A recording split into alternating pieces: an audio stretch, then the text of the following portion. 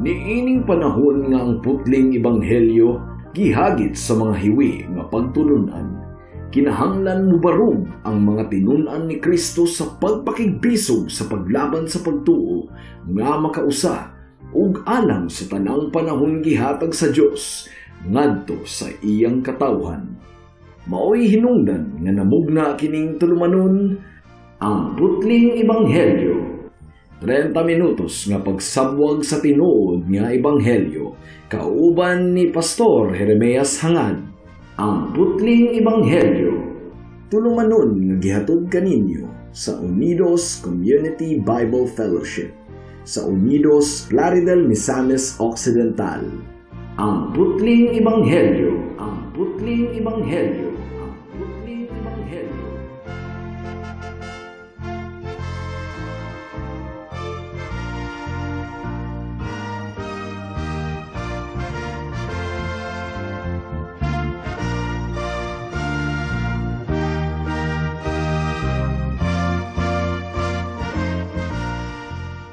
Mayong hapon, Unidos, Plaridel, Calamba, Baliangaw, sa Pangdalaga, Rizal, Lupisayna, ug kutob sa tanang gidala sa Ginoo sa pagpaminaw niining atong programa nga giuluhan og ang putling ebanghelyo.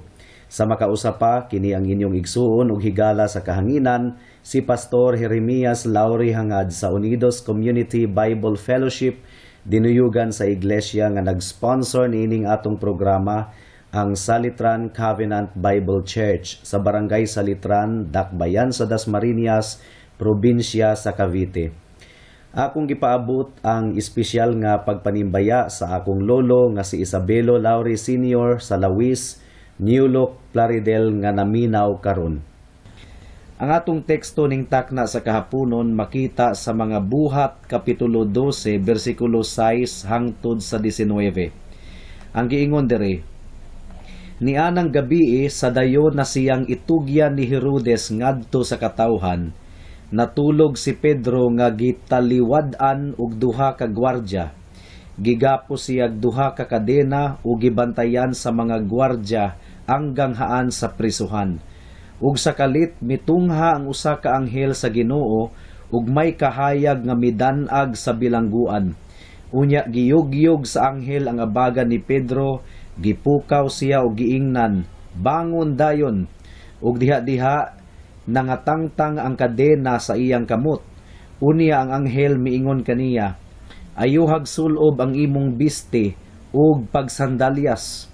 Gituman kini ni Pedro ug ang anghel miingon, pagkupo ug sunod kanako. Misunod si Pedro kaniya, pagula sa bilangguan. Apan wala siya masayod kung tinuod bagayod ang gibuhat sa anghel, kay abiniyag nakakita lang siyag pananawon. Miagi sila sa unang mga gwardya ug unya sa ikaduha, ug nahiabot sila sa ganghaang puthaw nga padulong sa syudad. Ang ganghaan naabli lag-iya ug nanggula sila subay sa usa ka dalan ug ang anghel kalit nga mibiya kang Pedro. Unya nakaamgo si Pedro nga tinuod ang nahitabo kaniya ug miingon siya, karon nasayod ako nga tinuod gayud diay nga ang Ginoo nagpadala sa iyang anghel ug nagluwas kanako gikan sa gahom ni Herodes ug sa tanang butang nga gipaabot sa mga Hudiyo nga mahitabo. Sa pagkamatngon ni Pedro sa tinuod nga nahitabo kaniya, miadto siya sa balay ni Maria nga inahan ni Juan nga ginganlan usab og Marcos. Daghan ang mga tawo nga nagkatigom didto ug nagampo. Mituktok si Pedro sa pultahan sa ganghaan ug si Roda nga sulugoon maoy miadto aron pag-abli. Nailhan niya ang tingog ni Pedro apan tungod sa iyang kalipay midagan siya balik sa sulod nga wala kaablihi ang pultahan ug gipahibalo niya nga si Pedro atua sa gawas. Nabuang ka, miingon sila kaniya, apan namugos gayod siya nga tinuod ang iyang gisulti. Busa mitubag sila, ang iyang anghel kana. Sa laing bahin, nagsigig tuktok si Pedro sa pultahan ug sa ilang pag-abli nakita nila siya ug natingala sila pag-ayo. Pinaagi sa iyang kamot misinya si Pedro nga maghilom sila og iyang gisaysay kanila giunsa sa Ginoo pagpagula kaniya gikan sa bilangguan. Isugilon kini kang Santiago og sa tanang kaigsuonan, miingon siya kanila. Unya mibiya siya og miadto sa laing dapit.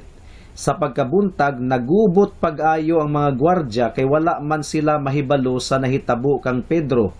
Gipangita siya ni Herodes apan wala nila siya makit-i. Busa gipaimbestigar niya ang mga gwardya ug unya gipapatay. Human ini miadto si Herodes sa Caesarea gikan sa Judea ug nagpabilin siya dugay-dugay didto. Sa atong teksto karon mga kaigsuonan, gipakita sa Dios nga nagkalain-lain ang iyang plano alang sa iyang mga katawhan. Alang kang Santiago nga anak ni Zebedeo, ang paglutos ni Haring Herodes ang nagdangat sa sayo niya nga kamatayon. Apan sa kaso ni Pedro, ang plano sa manlulutos nga si Haring Herodes napakgang. Gumikan kay milagruso kaayong gipahiling kawas sa Dios si Pedro gikan sa bilangguan. Ug imbis nga siya ang patyon, ang mga gwardya nga nagbantay kaniya mao ang gibitay ni Herodes. Apan nakahibalo kita nga in the long run, kamatayon pinaagi sa paglutos usab ang gisangputan ni Pedro, sumala sa gipadayag na ni Kristo kaniya sa Juan Kapitulo 21, versikulo 18 hangtod sa 19. Apan bisan pa niini, ang Biblia nag-ingon nga ang tanang mga nangamatay diha kang Kristo pagabanhawon usab sa adlaw sa pagkabanhaw sa pagbalik sa atong Ginoong Hesukristo. Adunay duha ka bahin ang atong pagpamalandong ning takna sa kahaponon. Una, ang katingalahang pamaagi sa Dios sa pagpakgang sa mga laraw sa daotang mga tawo. Ikaduha, ang pagkahuyang sa pagtuo sa mga tinun-an ni Kristo sa pagtuo sa probidensya sa Dios. Mudangat na kita sa unang punto, ang kahibulungang pamaagi sa Dios sa pagpakgang sa mga laraw sa daotang mga tawo. Atong basahon ug usab ang bersikulo 6. Ang giingon diri, nianang gabi sa dayon na siyang itugyan ni Herodes ngadto sa katawhan, natulog si Pedro nga gitaliwad-an og duha ka gwardya. Gigapos siyag duha ka kadena ug gibantayan sa mga gwardya hanggang haan sa prisuhan. Wala sa hunahuna ni Herodes, mga kahigalaan, nga mamasin na lang. Naniguro gayod siya nga dili makaikya si Pedro. Mao nga iyang gipagapos ang mga kamot ni Pedro. Ang iyang wala nga kamot gipusa sa tuo nga kamot sa unang sundalo. Ug ang iyang tuo nga kamot gipusa sa wala nga kamot sa ikaduha nga sundalo. Mao nga sa oras sa iyang pagtulog, natulog siya nga gipatung-an sa duha ka mga sundalo. Ug dugang pa, aduna pay mga gwardya nga nagbantay sa ganghaan sa bilangguan. So kung atong hunahunaon kini mga kahigalaan, wala gayoy paglaom si Pedro nga makaikyas. Gawas na lang kung mulihok ang gamhanang mga kamot sa Dios. Karon adunay mga panahon nga kitang mga Kristohanon nagatubang usab og hopeless or wala nay paglaom nga mga sitwasyon. Mga sitwasyon nga murag wala nay kaikiyasan. Sa mga kahimtang nga ingon ni ana, mga kaigsuunan sa pagtuo, kinahanglang dili kita mawad-an og paglaom tungod kay sumala sa atong makita unya sa kaso ni Pedro, makahimo ang Dios sa pagpakgang bisan pa sa pinakakatapusan nga minuto. Ayaw kalimti mga kahigalaan nga niining taknaa, si Pedro hapit ng pagapatyo ni Herodes. But as we shall see, milihok ang Dios ni adtong nawala na ang tanang paglaom nga makaikyas pa si Pedro. Mao nga napakgang ang daotang plano ni Herodes. Paminawa ang giingon sa bersikulo 7. Ug sa kalit mitungha ang usa ka anghel sa Ginoo ug may kahayag nga midan-ag sa bilangguan. Unya giyog-giyog sa anghel ang abaga ni Pedro, gipukaw siya og giingnan, bangon dayon. ug diha-diha nangatangtang ang kadena sa iyang kamot. Wala naghatag og hint kini nga bersikulo mga kahigalaan nga ang mga sundalo nga gipusas sa mga kamot ni Pedro nakamata ni adtong nagpakita ang anghel sa Dios. Nagtuo ko nga nahinanok gayod sila og katulog bisan pa sa kahayag sa anghel didto sa selda nga gipresuhan ni Pedro. Basin og confident ra sila kaayo sa ilang mga pagpaningkamot nga dili gayud makaikya si Pedro. Mao nga natulog sila nga wala gayoy kabalaka nga adunay musulong aron sa pagpahiling kawas kang Pedro. Apan wala lang sila masayod nga aduna di ay milagro nga mahitabo samtang nangatulog sila. Mitungha ang anghel sa Dios ug gipukaw si Pedro ug ang mga kadena natangtang bisag hugot kaayo kadtong gisirado. Unsa man kaha ang hunahuna ni Pedro ni adtong taknaa? Atong paminawon ang bersikulo 8 hangtod sa 9. Ang giingon diri, unya ang anghel miingon kaniya, ayuhag sulob ang imong biste og pagsandalyas. Gituman kini ni Pedro ug ang anghel miingon, pagkupo og sunod kanako. Misunod si Pedro kaniya pagula sa bilangguan. Apan wala siya masayod kung tinuod bagayod ang gibuhat sa anghel, kay abi niyag nakakita lang siyag pananawon. Adunay mga panahon, mga kaigsuunan, nga murag dili ta makatuo sa probidensya sa Dios. Tungod kay limitado lamang ang atong pananaw. Insakto gayud kaayo si William Cooper. Niadtong misulat siya og awit nga nagaingon, God moves in a mysterious way, His wonders to perform. Ang giingon sa Isaias kapitulo 55 bersikulo 8 hangtod sa 9, ang giingon diri, kaya ang akong hunahuna dili sama sa inyong hunahuna, ug ang akong mga laraw dili sama sa inyong mga laraw, nag-ingon ang Ginoo. Kay sama nga ang kalangitan habog kay sa yuta, ang akong mga laraw habog kay sa inyong mga laraw, ug ang akong hunahuna kay sa inyong hunahuna. Dalaygon kaayo ang atong Ginoo. Sunod, bersikulo 10, ang giingon diri, miagi sila sa unang mga gwardya ug unya sa ikaduha ug nahiabot sila sa ganghaang puthaw nga padulong sa syudad. Ang ganghaan naabli lag-iya ug nagula sila subay sa usa ka dalan ug ang anghel kalit nga mibiya kang Pedro. Alang sa mga madudahon, kining giingon diri nga ang puthaw nga pultahan nga miabli lang og iya alang kang Pedro ug sa anghel dili katuuhan. Apan aduna bay malisod nga butang alang sa Ginoo? Aduna bay lisod nga butang alang sa Dios? Kung ang mga nagbuhat og mga pelikula makamugna og konsepto nga ang mga butang manglupad og mapalihok sa mga supernatural powers, samot na ang Ginoo. Ang mabuhat lamang sa mga direktor sa pelikula, camera trick lang. Apan ang Dios aktual gayod nga makabuhat og milagro sama sa pultahan nga puthaw sa atong teksto nga miabli lang og iyaha. So ang imagination sa mga tao aktual nga mabuhat sa Ginoo. Katong pagkagapos ni Pedro nga gitaliwad-an og duha ka mga sundalo, unya gipabantayan pagayod og lain pang 14 ka mga sundalo aron dili gayud makaikyas. Pwede natong maitandi sa kahimtang sa mga magtutuo niadtong wala pa sila makabig kang Kristo. Ngano man, unsa man di ay ang ilang kahimtang sa una? Ang tubag, mga kahigalaan, mga ginapos sila sa kasalanan. Gigapos sila ni Satanas. Muna giingon sa Biblia, gibilanggo sila og duro ug naniguro gayud si Satanas nga dili sila makagawas. Ulipon sila sa nagkalain-laing mga bisyo, pagdumot, kasina, kaulag, ug uban pang mga kasalanan. Naagyoy daghan kanila nga kung tan-awon sa panggawas, murag wala na gayoy paglaom pa nga mabag-o. Apan kahibulungan kaayo ang gibuhat sa Dios, pinaagi sa iyang grasya ug gahom, milihok ang balaang espiritu ug gitandog ang ilang kasing-kasing ug sila naghinulsol, mibiya sa kasalanan ug misunod kang Hesus. pinasaylo na sila pinaagi sa balaang dugo ni Jesus nga maoy naghugas sa tanan nilang mga kasalanan. Ang giingon sa Hub Kapitulo 5 versikulo 12, ang giingon dire, gipakyas sa Dios ang mga laraw sa mga dautan, busa dili sila mulampos.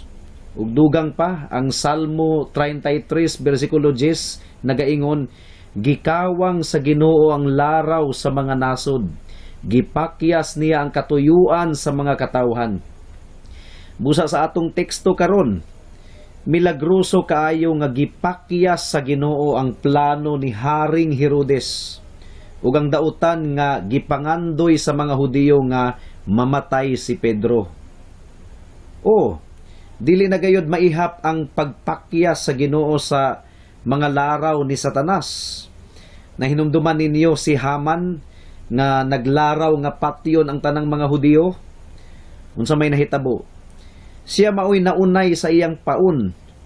Si Haring Balak usab, gisuhulan niya si Balaam aron tungluhon ang mga Israelita. Apan imbis nga tunglo ang migawa sa baba ni Balaam, panalangin naman hinuon alang sa mga Israelita.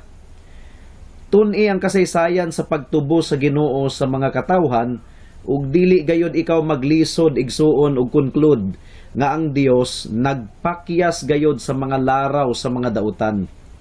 Sa libro sa mga buhat, ang kagamhanan nga awtoridad sa mga Hudiyo maoy nangunay og luto sa iglesia sa Dios aron pugngan kini sa pagsabwag sa ebanghelyo. Apan ang paglutos nakapaaghat naman hinuon sa mga katawhan sa Dios sa pagkugi sa pagwali sa ebanghelyo imbis nga makapahilom kanila. Dalaygo ng atong buhi nga Dios. Ug labaw sa tanan, mga kahigalaan, ayaw ninyo og kalimti kung giunsa pagpakyas sa kamatayon ni Kristo ang daotang laraw ni Satanas. Nagtuo si Satanas nga napildi niya si Jesus niadtong nagmalampuson siya sa pagpapatay kang Jesus didto sa krus. Apan wala lang siya masayod nga ang resulta sa iyang laraw mao naman hinuon ang nakapahagba kaniya.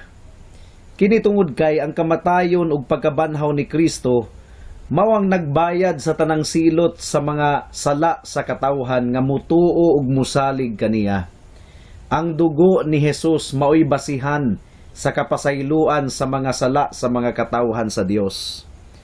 Apan dili pa kana mao ang final nga pagkapildi ni Satanas, mga kahigalaan, tungod kay atong mabasa sa Biblia nga sa adlaw sa paghukom, si Satanas ug ang iyang mga sumusunod musulay pa og pakigsangka batok kang Kristo.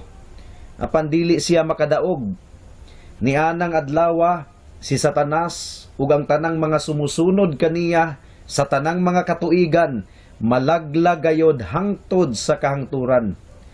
Nagmalampuson sila sa pagpalansang kang Kristo sa una, nagmalampuson usab sila sa pagpapatay sa daghang mga magwalali ni Kristo. Apan ni adtong adlaw sa adlaw sa paghukom, si Kristo nga ilang gisalikway maoy mupalayas kanila ug mutambog kanila didto sa dagat sa kalayo sa impyerno. Mudangat na kita sa ikaduhang punto, ang pagkahuyang sa pagtuo sa mga tinun-an ni Kristo sa pagtuo sa probidensya sa Dios. Paminaw nato ang giingon sa bersikulo 12, ang giingon dire, sa pagkamatngon ni Pedro sa tinuod nga nahitabo kaniya, miadto siya sa balay ni Maria nga inahan ni Juan nga ginganlan usab og Marcos. Daghan ang mga tawo nga nagkatigom didto og nagampo. Ang mga magtotoo nga nagkatigom sa balay ni Maria nga inahan ni Juan, walay mga literal nga armas aron pagasuklan ang pagpanglutos ni Herodes, mga kahigalaan. Ang panaduna sila'y mas kusgan nga armas, ang armas sa pagampo. Gamhanan ang mga pagampo, igsuon, tungod kay sa mga pagampo ang Dios magapanglihok. Atong basahon ang bersikulo 13 ug 14, ang giingon diri, mituktok si Pedro sa pultahan sa ganghaan ug si Roda nga sulugoon maoy miadto aron pag-abli. Nailhan niya ang tingog ni Pedro, apan tungod sa iyang kalipay, midagan siya balik sa sulod nga wala kaablihi ang pultahan ug gipahibalo niya nga si Pedro atua sa gawas. Adunay mga panahon, mga kahigalaan nga ang yanong mga sulugoon sa Dios mao ang mahatagan og pribilehiyo nga maoy pinakauna nga masayod sa maayong balita gikan sa Ginoo. Sa nahitabo sa atong teksto karon, usa ka katabang nga babayi nga ginganlag Roda ang nakadawat sa pabor nga pinakaunang masayod mahitungod sa maayong balita sa kagawasan ni Pedro. Di ba maupod ni ang nahitabo ni adtong natawo si Kristo didto sa Bethlehem?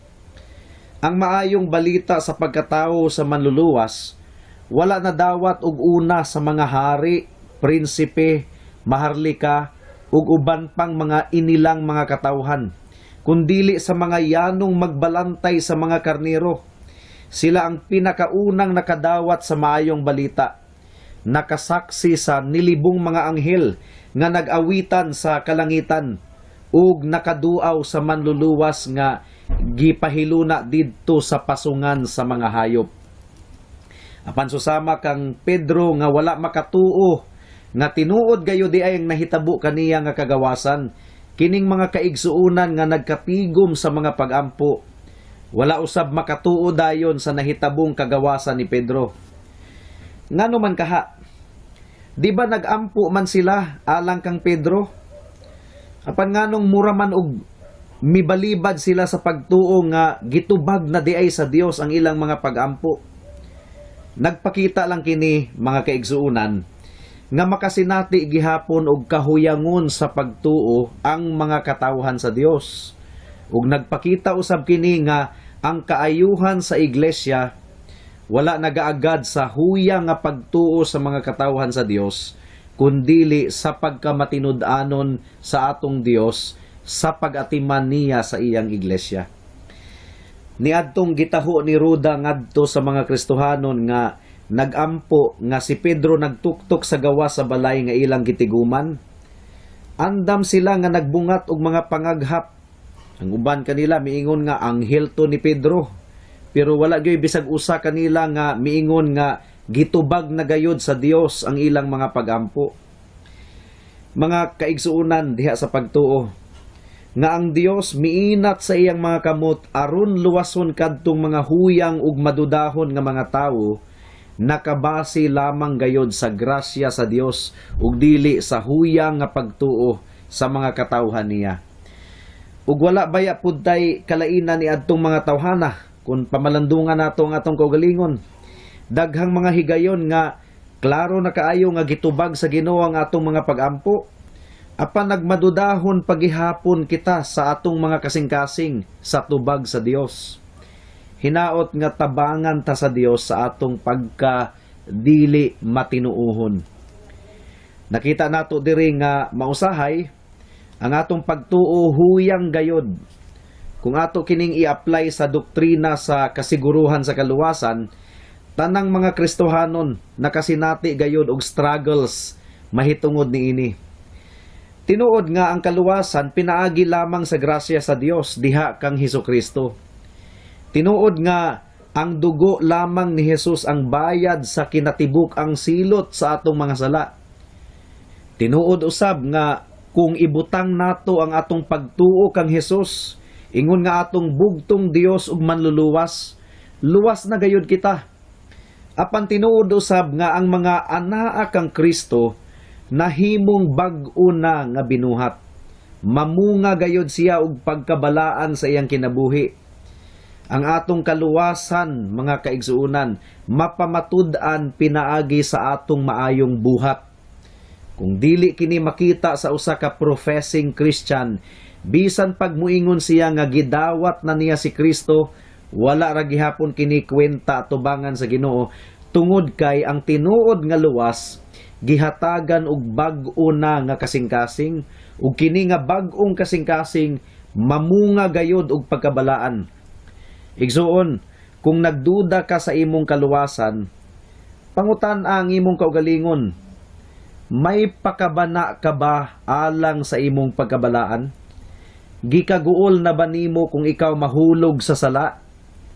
Ilhanan ka na igsuon nga aduna ka na'y bag-o nga kasing-kasing, tungod kay ang dili tinuod nga luwas nagpabilin nga nahigugma sa sala. Mudangat na kita sa mga aplikasyon.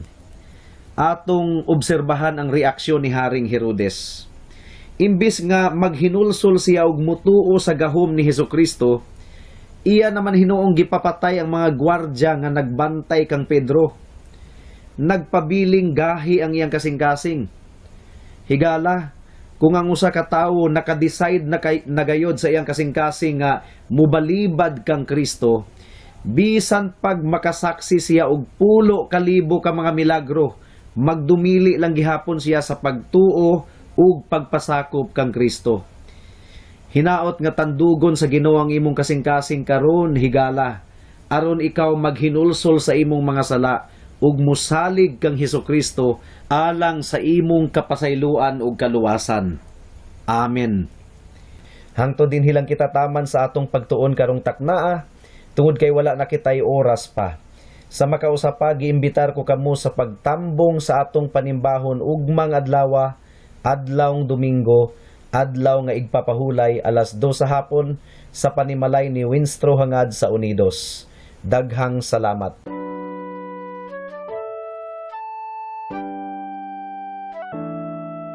Noon ay bulag ako sa daan ng kaligtasan. Tulad ng marami, nakatuon ako sa sarili. Mabait naman at matulungin at walang kapwang inabuso. Kung kaya't ang tiwala ko, malamang ligtas ako.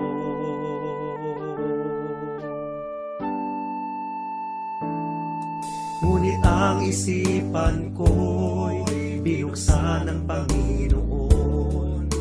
Bigat ng kasalanan ko'y pinakita niya sa akin.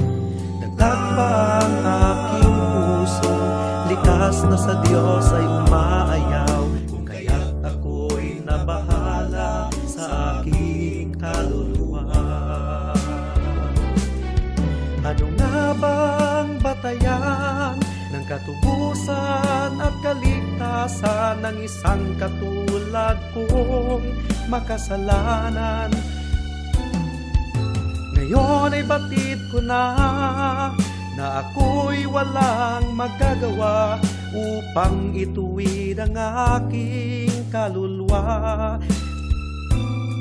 Sa harapan ng Diyos, ako'y tumawag kay Jesus at nagtiwala ng lubos sa Kanyang kapatawaran at awang puspos. Siya lang ang manunubos pagkat siya'y namatay sa krus. Dahil sa aking kasalanan, ang sumpa sa Kanya'y binuhos.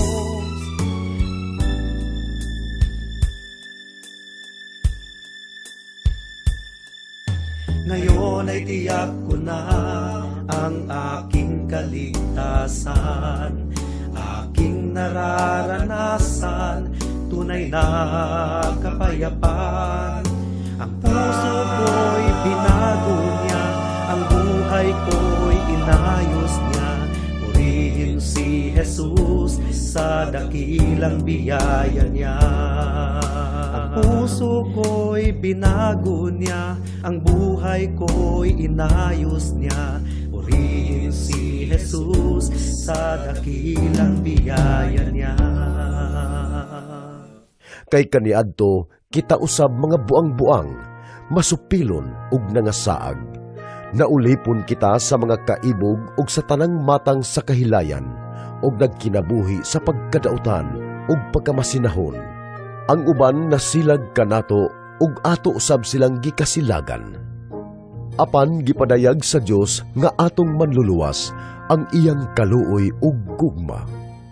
Giluwas kita niya, kini dili tungod sa bisan unsang maayo nga atong nabuhat, kundili tungod sa iyang kaluoy. Giluwas kita niya pinaagi sa paghugas kanato, aron kita mataw pag-usab ug makabaton og bag-ong kinabuhi diha sa Espiritu Santo.